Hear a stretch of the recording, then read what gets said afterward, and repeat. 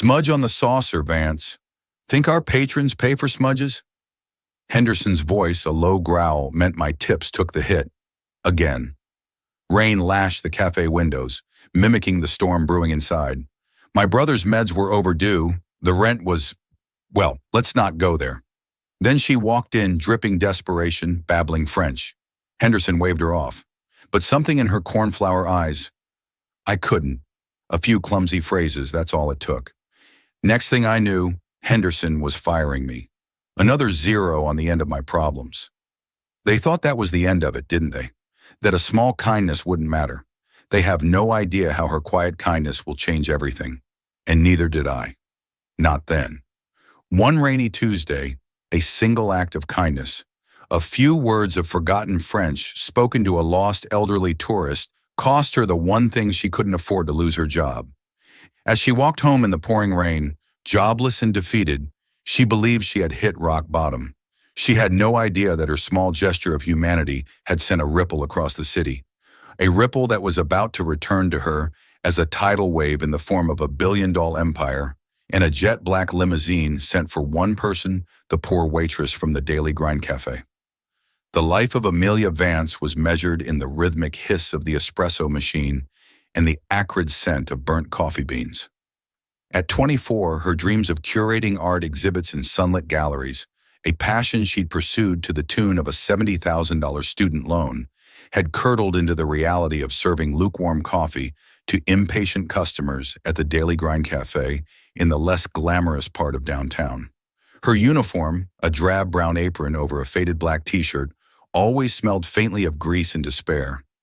Each morning she would stand before the cracked mirror in her tiny studio apartment, tying back her mousy brown hair, her blue eyes, once bright with academic ambition, now perpetually clouded with a weariness that went bone deep.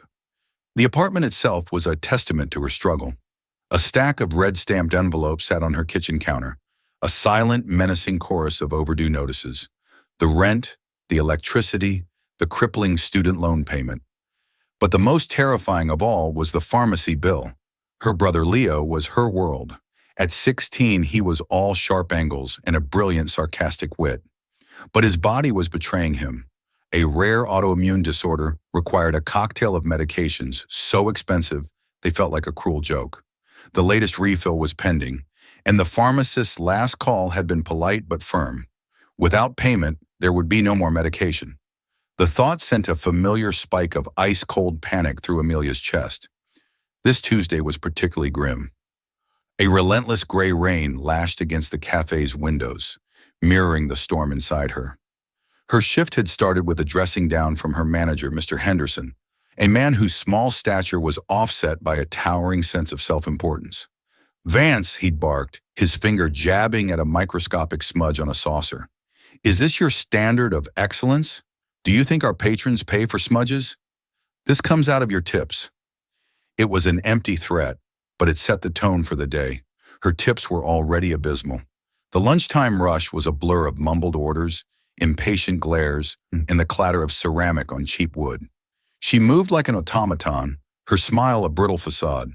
A businessman complained his latte was too frothy. A group of students camped out at a 4-person table for 3 hours, ordering only tap water and left a crumpled napkin in lieu of a tip. Each small slight felt like a paper cut on an already open wound. As the lunch rush subsided into the afternoon lull, Amelia was wiping down a sticky table when the bell above the door chimed. An elderly woman stood hesitating just inside rain, dripping from the hem of her elegant, albeit soaked beige trench coat. She looked utterly lost. Her silver hair was immaculately coiffed, and a simple pearl necklace graced her neck, but her face was a mask of sheer panic. Her eyes, a beautiful shade of cornflower blue, darted around the cafe, wide with confusion and fear. She approached the counter where Henderson was glowering over the day's receipts. She spoke, her voice trembling in a rapid-fire torrent of French. "Excuse me, Veer Sack." Henderson stared at her, his face a perfect picture of blank annoyance. "What English?" "Speak English," he snapped, waving his hand dismissively. The woman flinched, her panic intensifying. She gestured to her empty hands, then to her pockets, the words tumbling out faster, laced with desperation. "Monsac, Montellon, L'Hotel, Genepazu. I don't have time for this, Henderson muttered, turning away. Someone else deal with this. The other waitress, Chloe, actively avoided eye contact, suddenly fascinated by the coffee grinder. The few remaining customers looked on with a mixture of pity and impatience. The old woman looked as if she were about to burst into tears. And in that moment, something inside Amelia, something buried under months of exhaustion and hopelessness stirred. She saw not just a lost tourist, but a grandmother, a human being terrified and alone in a foreign place. She put down her cleaning rag, took a deep breath, and stepped forward. "Japu day, madame," Amelia said softly. "Japal and purse. I can help you, madam. I speak a little French." The elderly woman's head snapped toward her, her eyes locking onto Amelia's. For the first time since she had walked in, a flicker of hope broke through the panic on her face. The French words felt clumsy on Amelia's tongue, dredged up from a past that felt like another person's life. They were remnants of a scholarship year in Lyon, a time of art history and youthful optimism before the crushing weight of debt had dragged her back to reality. "Vraiment," the woman whispered, her voice thick with relief. "Really? Oui," Amelia confirmed, offering a small, reassuring smile. She led the woman away from the judgmental glare of the counter to a small, secluded table in the corner. "Tell me what happened." From behind the counter, Henderson's voice cut through the air like a whip. "Vance Table 7 needs their check. What do you think you're doing?" "Just a moment, Mr. Henderson. She's very distressed." Amelia called back, her voice firmer than she expected. She turned her attention back to the woman, ignoring her manager's huff of indignation. The woman, who introduced herself as Janov, explained her predicament in halting, panicked sentences. She had been on her way back to her hotel from a museum when she realized her hair's handbag, a gift from her late husband, was gone. With it was everything: her wallet, her identification, her phone, and the card with the hotel's name and address. She remembered the name of the museum, the Galerie d'Art Moderne, but had no idea how to get back there, or even what her hotel was called. All she knew was that it was Tronicourt, music very large and luxurious. Amelia listened patiently, piecing the story together. The city had dozens of large, luxurious hotels. Calling the police would be the logical next step. But Genevieve was clearly too overwhelmed. She needed a moment of calm, a human connection. "Door," Amelia said, her tone soothing. "First, let's get you something warm on cafe." Genevieve shook her head, her hands trembling as she clutched the fabric of her coat. No, Janipar. No, I can't. I have no money." "Say poor Moa," Amelia insisted. "It's on me." She went to the counter. "1 chamomile tea and a croissant, please," she said to Chloe. Chloe glanced nervously toward Henderson's office. "He'll kill you. You know we can't give stuff away." "Just put it on my tab," Amelia said, though she knew her tab was just an IOU against her next meager paycheck. She brought the steaming tea and warm pastry back to the table. Genevieve looked at the simple offering as if it were a feast. She took a sip of the tea, her hands still shaking, and a wave of gratitude washed over her features. "You are so kind," Genevieve said in French, her eyes welling up. "Everyone was just looking through me." "People are in a hurry," Amelia replied gently, not wanting to speak ill of her fellow citizens. "Now let's think. Your hotel. Do you remember anything else? A name on the door? A nearby landmark?" Genevieve squeezed her eyes shut, concentrating. There was a statue, a man on a horse in a grand plaza, and the name Diro. I think the name Devo was involved. My grandson. His name Devo. Amelia repeated the name, sounding vaguely familiar, like a brand or a corporation she'd heard of. "And your grandson? His first name?" "Julian." Genevieve said, a tear finally escaping and tracing a path down her wrinkled cheek. "His name is Julian Devo. He is supposed to meet me for dinner. He will be so worried. He is very protective." Amelia's mind raced. Julian Darrow. She pulled out her own phone, its screen, a spiderweb of cracks, and quickly typed the name into the search bar. The results hit her with the force of a physical blow. The screen was filled with photos of a man with intense dark eyes and a chiseled jaw stepping out of private jets, cutting ribbons on new skyscrapers, and standing beside world leaders. The headline screamed, "Wealth and Power, Julian Devo, CEO of Devo Holdings, expands global empire." Billionaire philanthropist Devo pledges millions to Arts Foundation. The enigmatic life of the Devo heir. This wasn't just some lost tourist. This was the grandmother of one of the richest, most powerful men in the country. "Vance, my office now." Henderson's voice boomed across the nearly empty cafe. Amelia looked from the phone screen to the frail, terrified woman sipping her tea, and then toward the thunderous face of her manager. Her stomach twisted into a knot.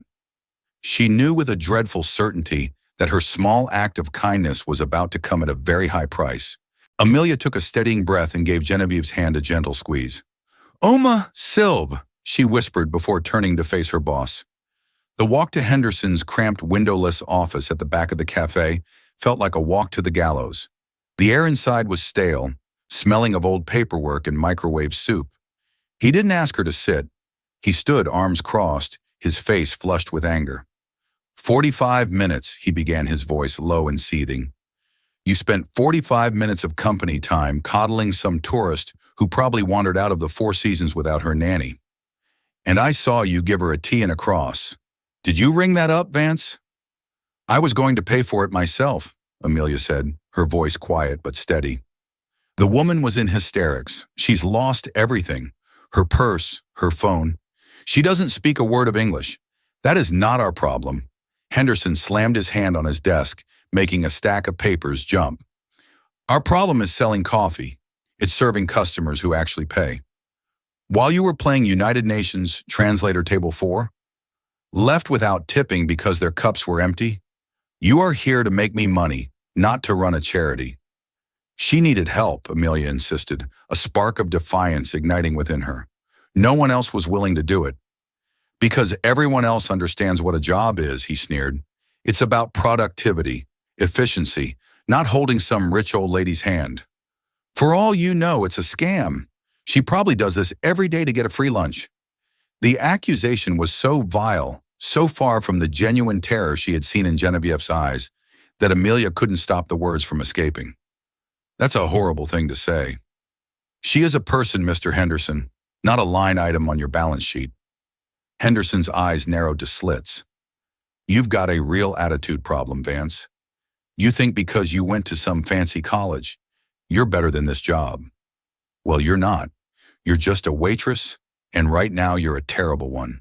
He leaned across the desk, his voice dropping to a confidential, venomous whisper.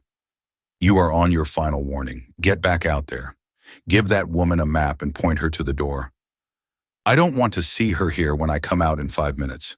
Understood?" Amelia stood frozen for a moment, the injustice of it all choking her.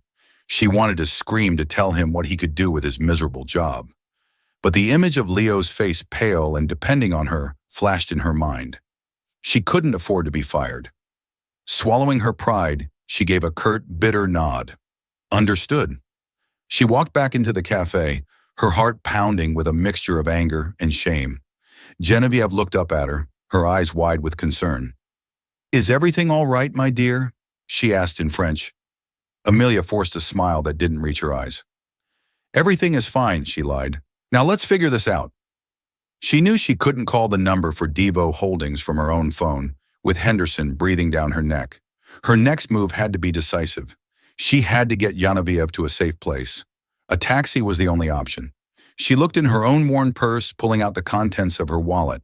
There was a $10 bill and a few crumpled ones, her tips from the entire day so far. It was her bus fare for the rest of the week and her lunch money. Without hesitation, she folded the bills into a neat square. "Madame Dubois," she began, switching back to French, "I cannot reach your grandson from here, but I know of a very reputable and safe hotel not far from here. The Grand Majestic. It's on the same plaza as the statue you mentioned. I am certain they will be able to help you contact your family. A taxi can take you there directly." She pressed the money into Genevieve's hand. The older woman looked at the small, crumpled wad of cash and then back at Amelia, her eyes shining with unshed tears. "No, my child, I cannot take your money," she protested. "You have done too much already." "Please," Amelia insisted, closing Genevieve's fingers over the bills. "It is the fastest way. Your grandson is waiting for you. That is the most important thing. Just tell the driver the Grand Majestic Hotel. They will understand. She helped the frail woman to her feet and walked her to the door, pulling up the collar of her own thin jacket against the rain that was still coming down in sheets. She flagged down a passing yellow cab, the water soaking her hair and dripping down her face. She opened the taxi door and helped Genevieve inside, making sure she was settled. "The Grand Majestic Hotel, please," Amelia told the driver clearly. Genevieve reached out from the back seat, her hand surprisingly strong as it clasped Amelia's. "I do not know how to thank you. You are an angel. What is your name, my dear?" "Amelia. Amelia Vance." "Amelia." Genevieve repeated, her voice full of emotion. "I will not forget this. I will not forget you." Amelia watched the taxi pull away, its red taillights disappearing into the gray, rainy street. A profound sense of relief washed over her, immediately followed by a cold, hard dread. She turned around. Mr. Henderson was standing in the doorway of the cafe, his arms crossed, a smug, cruel smile on his face. He had seen the entire exchange, including the money. And in his eyes, she saw not the end of a shift, but the end of her job. "So not only did you waste an hour of company time, give away company product, but now I see you're passing cash to strangers," Henderson said, his voice dripping with mock disbelief. "What is this?" "The Amelia Vance Foundation for Bewildered Tourists." "I gave her my own money," Amelia shot back, her resolve hardening. The fear was still there, but it was now overlaid with a defiant anger. "It was my tip money for a cab." "Your tips?" Henderson scoffed. "Tips you earn on my property and my establishment. And you've just proven you're not only an inefficient employee, but a liability. What if she was a con artist? What if she sues the cafe for some perceived slight?" "You showed a staggering lack of judgment." He didn't need to say the words. She knew what was coming. It hung in the air between them, heavy and final.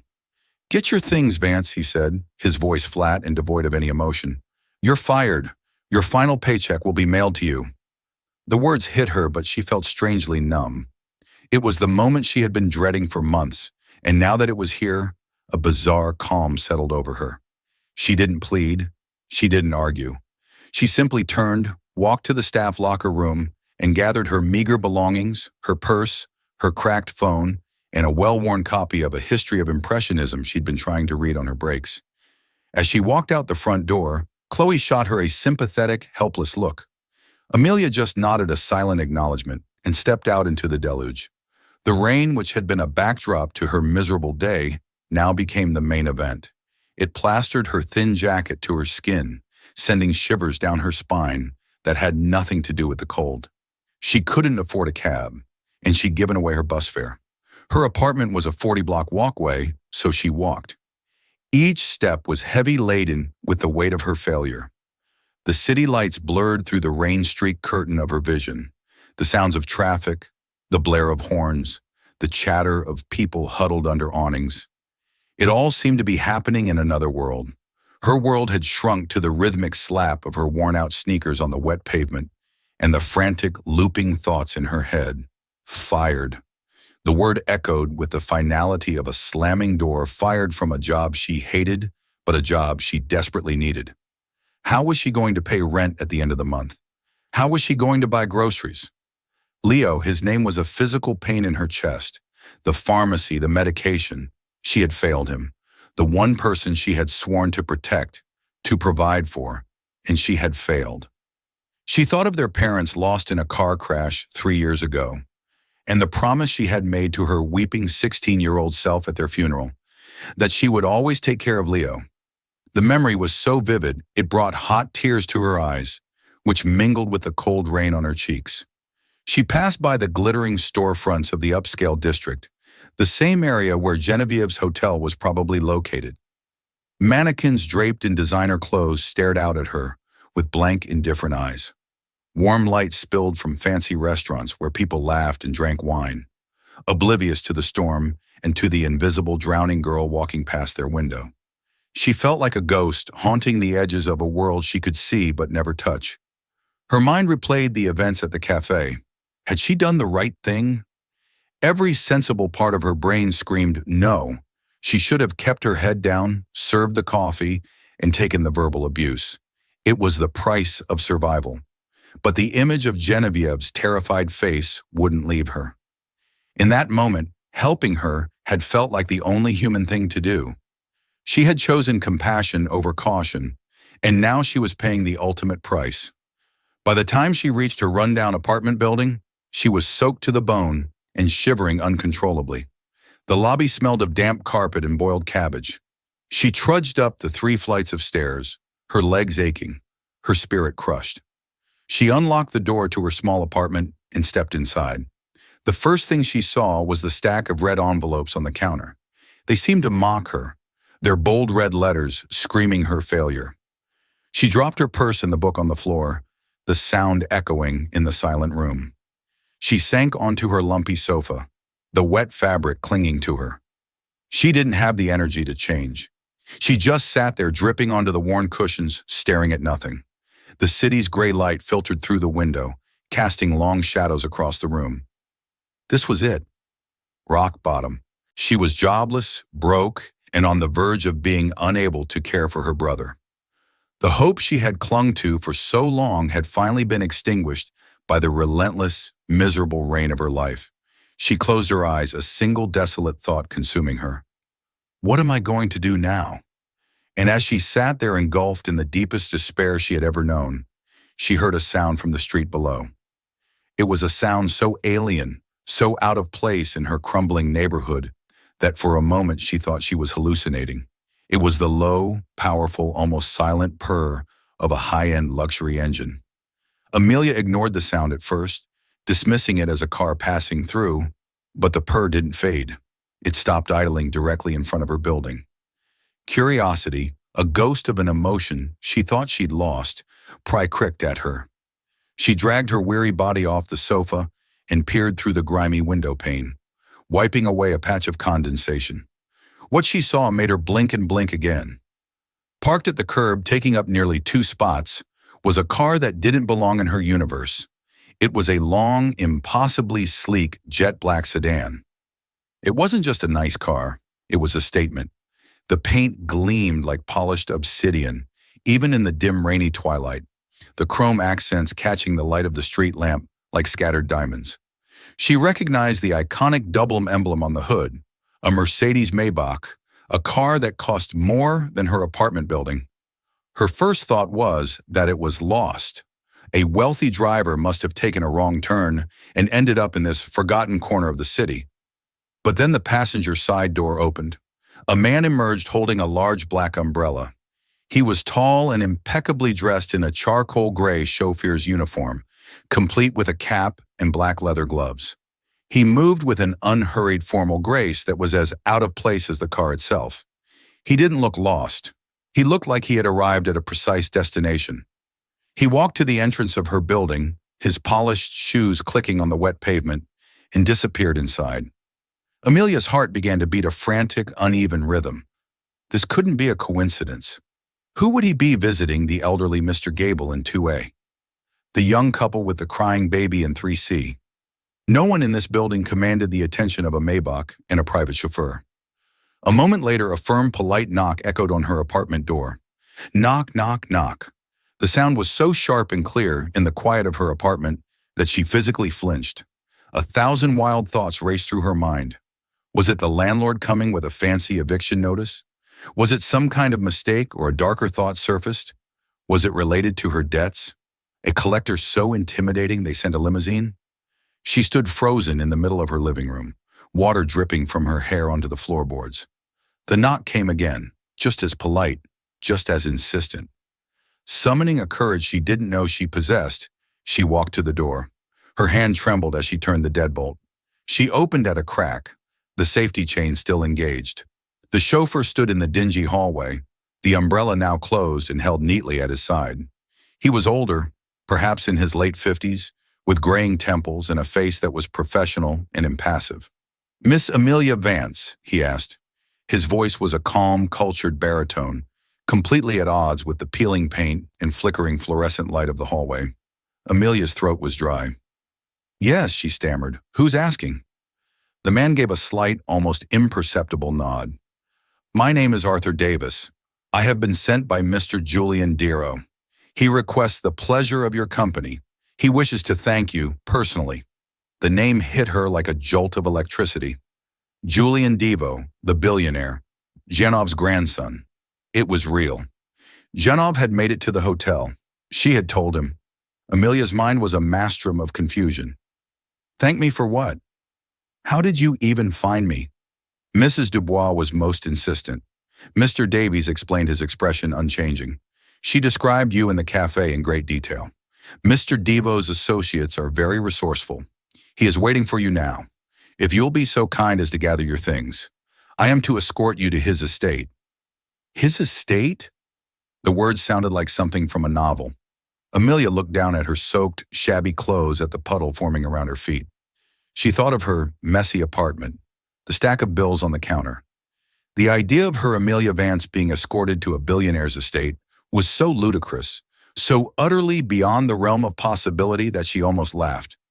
There must be a mistake, she said, her voice barely a whisper. I can't look at me. I'm a mess. For the first time, a flicker of something human, something akin to sympathy, crossed the chauffeur's face. Mr. Devo was very clear, Miss Vance. He said, and I quote, "Tell her it is a matter of the utmost importance, and tell her not to worry about her attire. We are not concerned with appearances." He was waiting. The Maybach was waiting. Julian Deo was waiting. This was happening. Amelia felt a strange sense of vertigo, as if the floor had tilted beneath her. Just an hour ago, she had been at the absolute nadir of her life, jobless and hopeless. Now a black lacquer wave of impossible fortune had washed up on her shores. She didn't know if it was here to save her or to pull her under. Taking a leap of faith into the vast, terrifying unknown, she unlatched the chain. "Please," she said, her voice trembling slightly, "give me 5 minutes." The 5 minutes Amelia requested stretched into a frantic 10. She peeled off her wet clothes, her mind numb with shock. What does one wear to meet a billionaire? Her wardrobe consisted of worn-out jeans, faded t-shirts, and 2 slightly less worn blouses reserved for job interviews that never panned out. She chose the best of the lot, a simple pair of dark jeans and a plain navy blue sweater. She ran a brush through her damp hair, tying it back in a simple ponytail, and stared at her reflection.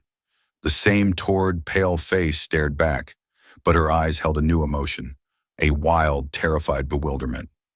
When she emerged from her apartment, Mr. Davies was waiting patiently. He gave her a slight nod of approval and led the way downstairs. As they stepped out of the building, he opened the large umbrella, shielding her from the now gentle drizzle. He opened the rear door of the Maybach, and Amelia slid inside. The world outside vanished. The door closed with a soft, satisfying thump, sealing her in a cocoon of absolute silence and luxury. The scent of rich, supple leather and polished wood filled the air. The seats were plush, cream-colored leather, softer than anything she had ever touched. The ambient lighting was low and warm, and a small refrigerated compartment between the seats held bottles of what looked like very expensive water. It was less a car and more a private jet cabin on wheels. The contrast between this opulent interior and the life she had just left behind in her dingy apartment was so stark it made her feel dizzy. Mr. Davies got into the driver's seat and the car pulled away from the curb with a silent, effortless grace. She watched her graffiti-scarred neighborhood slide past the tinted windows, feeling like she was looking at it from a different planet. The journey was a silent transition between worlds. They moved from her neglected part of the city through the bustling commercial district and then into an area she had only ever seen in magazines. The streets grew wider, the trees taller, the houses larger until they weren't houses anymore, but gated mansions set far back from the road behind walls of stone and ivy. Finally, they turned onto a long private drive flanked by ancient oak trees. The drive wound its way through acres of perfectly manicured lawns before circling a grand fountain. Ahead of them loomed the Devo estate. It wasn't a house, it was a palace, a sprawling stone manor of Georgian design with dozens of windows blazing with warm, welcoming light against the dark, rainy evening. It looked like it had been standing there for centuries, a monument to old money and enduring power. Mr. Davies brought the car to a smooth stop under a grand portico. As soon as he did, the massive oak front doors opened, and a man in a tailored black suit stepped out. He wasn't a butler. He looked younger, more like an executive assistant with a sharp, intelligent face. "Miss Vance," he said, his tone polite but businesslike, as Mr. Davies opened her door. "Welcome. My name is Robert Prescott. I am Mr. Devo's chief of staff. He is waiting for you in the library. Please follow me." Amelia followed him through the doors into a cavernous, two-story foyer with a marble floor and a sweeping double staircase. A breathtaking crystal chandelier hung from the coffered ceiling, casting a dazzling light over everything. Priceless-looking paintings in ornate gold frames adorned the walls. Every surface gleamed. It was more magnificent than any museum she had ever visited. She felt small and utterly out of place, her worn-out boots squeaking faintly on the polished marble. Prescott led her down a long, quiet hallway and stopped before a pair of tall, carved mahogany doors. He knocked once, then opened them.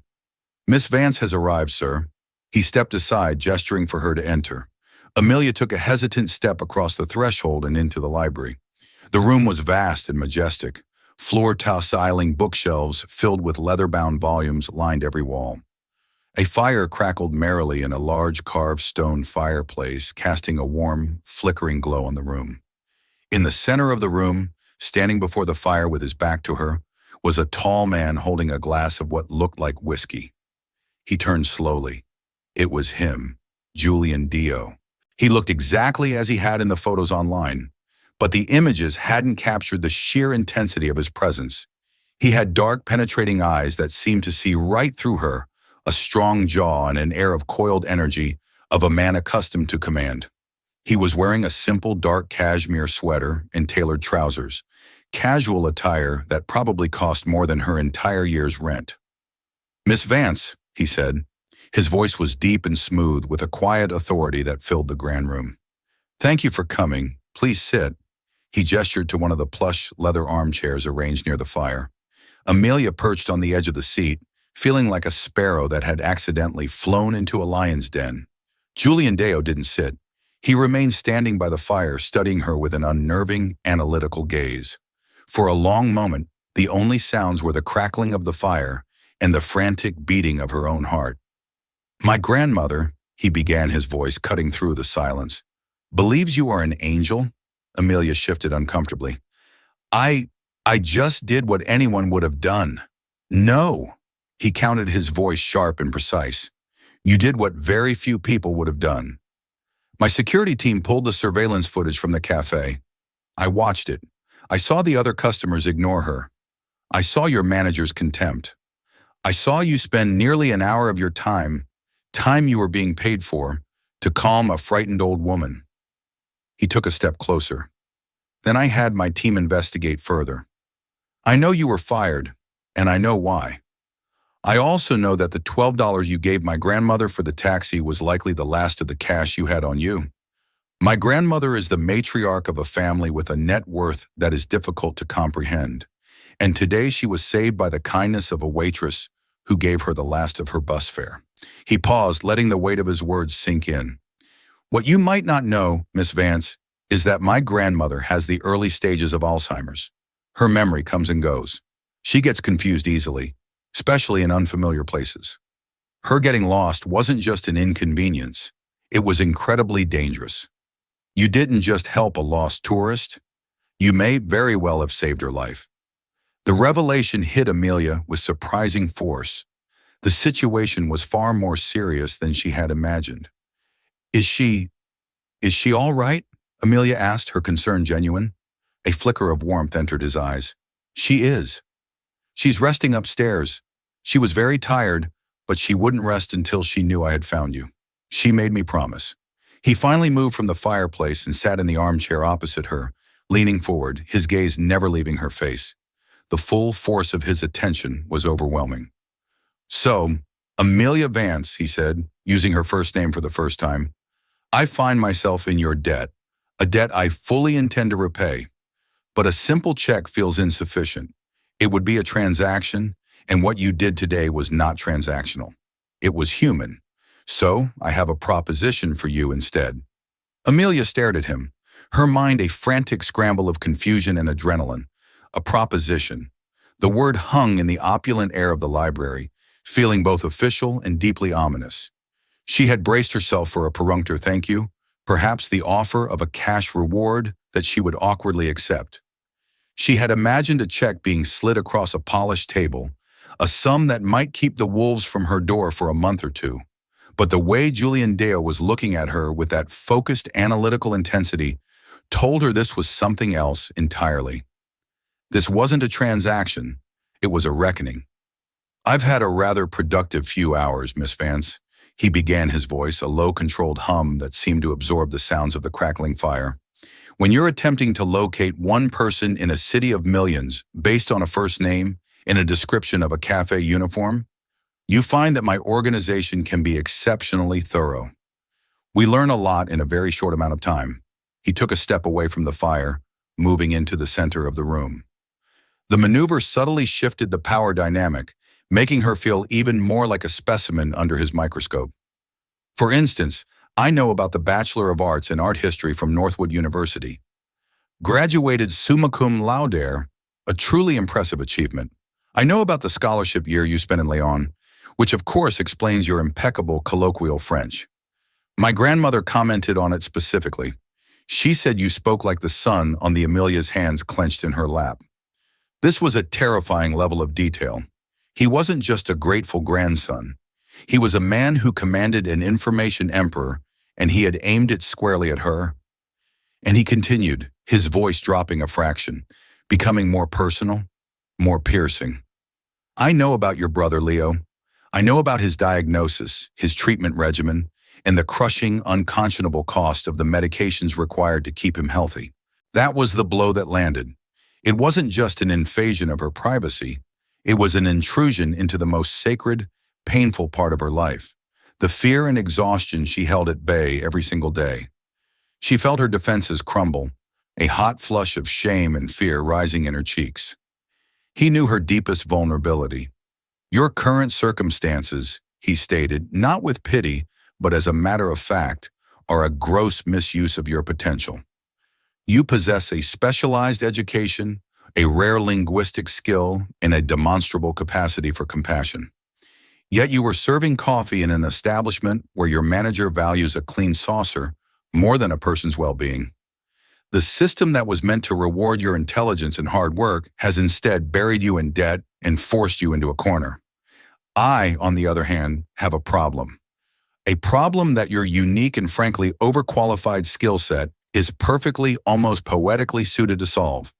He paused, letting her absorb the dizzying shift from her exposed past to his mysterious future.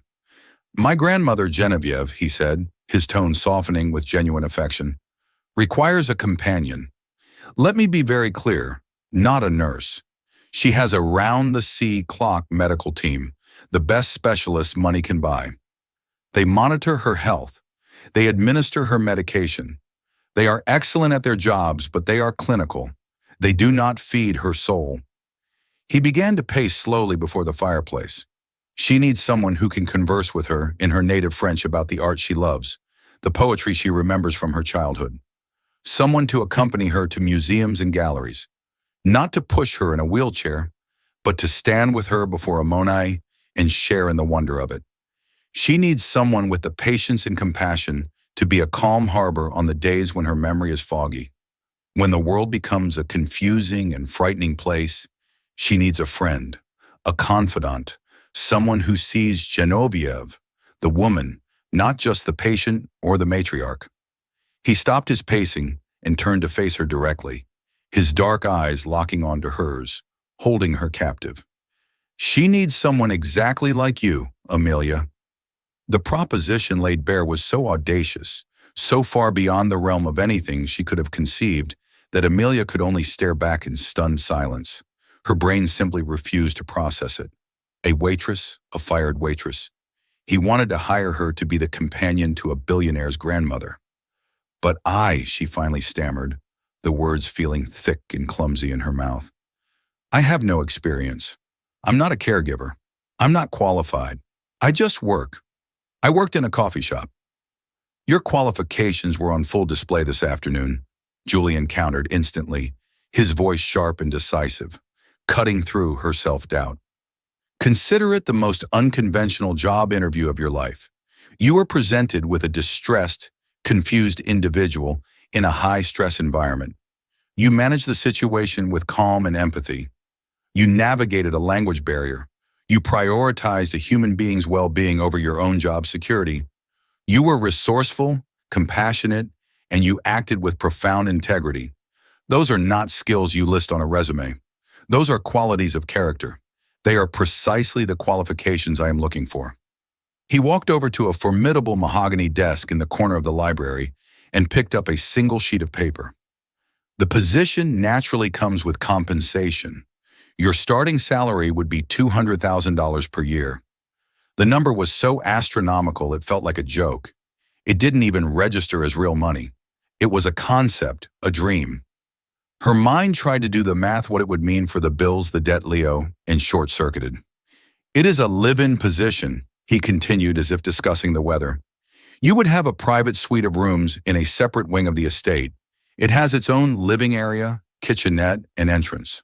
All meals, transportation, and other living expenses are, of course, covered.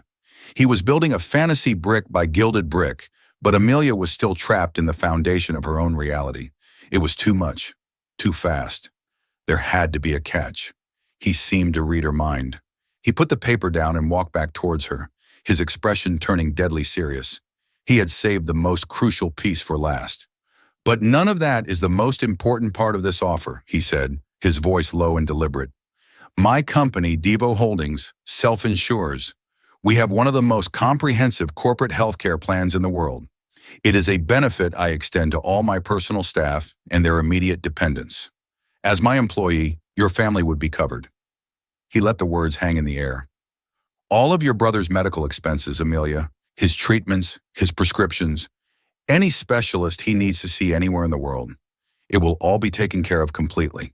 There will be no more worrying about co-pays, no more fighting with insurance companies, and no more calls from the pharmacy. It will simply be handled. That was it. That was the moment the dam broke. The constant gnawing terror she had lived with for 3 years. The fear of a denied claim of a missed payment of the day she couldn't afford the medicine that kept her brother alive. It didn't just lessen, it shattered. It evaporated. A weight so immense she hadn't realized its full crushing pressure was lifted from her soul in a single breathtaking instant. A sob escaped her lips, a raw, ragged sound she couldn't contain. Tears she hadn't known she was holding back began to stream down her face hot and fast. They were not tears of sadness or self-pity, but of overwhelming, earth-shattering relief. Through the blur, she whispered the one word that encapsulated all her disbelief. Why? Her voice was hoarse. Why would you do all of this for me? I'm a complete stranger. Dr. Bonso. Julian Devo looked at her, and for the first time the intimidating billionaire facade fell away, completely revealing the fiercely protective grandson underneath, and a man who understood the currency of kindness in a world that seldom valued it. In my world, Miss Vance, almost every interaction is transactional, he said, his voice now quiet and filled with a surprising sincerity. People want something from me. My money, my influence, my time. It is a constant negotiation. Today my grandmother was lost and terrified. She had nothing to offer anyone. She was, for all intents and purposes, invisible. But you saw her. You didn't ask what she could do for you. You didn't weigh the cost to your job. You simply saw another human being in distress, and you helped her. You treated her with dignity. He gestured around the magnificent silent room. I can buy anything, Amelia, art, buildings, companies, but I cannot buy genuine, selfless kindness. You gave that to my family freely. So this isn't charity. This is me paying a debt. And frankly, considering you may have saved the most important person in my life, I believe I'm getting the better end of the deal. He stood silently, giving her a moment. The choice was obvious. It wasn't a choice at all. It was a rescue, a new beginning, a miracle born from a cup of chamomile tea. Amelia wiped her tears with the back of her hand. She rose to her feet, her legs feeling stronger and steadier than they had in years. She looked the most powerful man she had ever met, directly in the eye, her own gaze clear and resolute. I accept, she said, her voice unwavering. Thank you. When do I start?